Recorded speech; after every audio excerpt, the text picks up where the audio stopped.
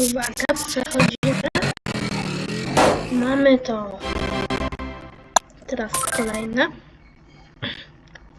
Uwaga. To jest mega łatwe. No, nie ma problemu. To idziemy do którego?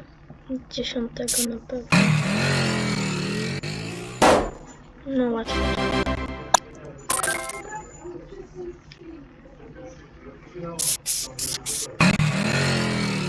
Uwaga.